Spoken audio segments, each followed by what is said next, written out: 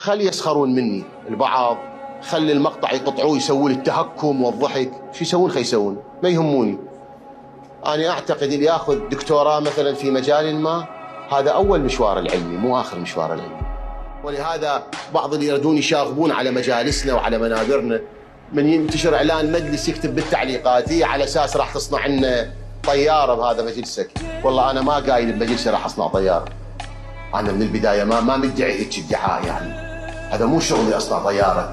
أنت إذا اختصاصك توكل على الله اصنع لنا طيارة.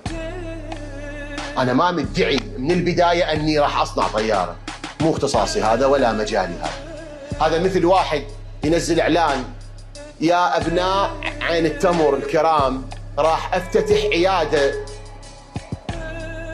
بالمجال الفلاني، التخصص الطبي الفلاني، هو مختص دكتور مختص بهذا المجال، وراح أفتح عيادتي يوم الكذائي بساعة كذا، إذا تشرفون أهلا وسهلا. فيكتبوا له إيه هسه عيادتك على أساس راح تصنع لنا سيارة. يقول أنا مو شغلي أصلا، أنا رجال دكتور أعالج الكلية، لو أنا رجال دكتور شغلي باطنية، لو شغلي مثلا العيون، أنا اختصاصي بالعيون. أصنع سيارة، شنو أصنع سيارة؟ مو شغلي أصنع سيارة، بيك حظك تصنع سيارة. بس منو مانعك إذا تصنع سيارة؟ أنا مانعك؟ فد يوم وقفت بطريقك؟ حكي مال واحد مشاغب يريد يشاغب ويعني يريد يسوي له فد شيء من لا شيء. احنا ما مدعين هاي مجالسنا نصنع بها طياره، احنا بهاي مجالسنا نشجع اهل الاختصاص بهذا المجال نقول لهم تقدموا،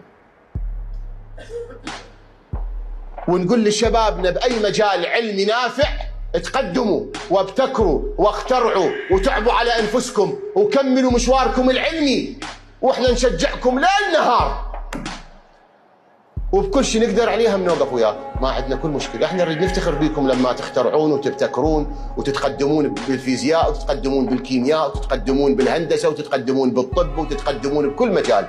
يا ريت بكل علم نافع تكون لكم بصمه وتكونون اول بالدنيا، يا ريت. ما فد يوم منعنا مو نمنع، نشجع. نمنع ليش؟ نشجع. قرآننا يقول قل انظروا ماذا في السماوات. احنا تكاسلنا، هاي مشكلتنا مو مشكله قرآننا. مو البعض يقول اذا تردون تتقدمون تكونوا تعوفون الدين حتى تقدمون الدين. والله ما وقف في طريق التقدم العلمي حتى يكون نعزل الدين، ما وقف الدين، ما وقف الدين الاسلامي.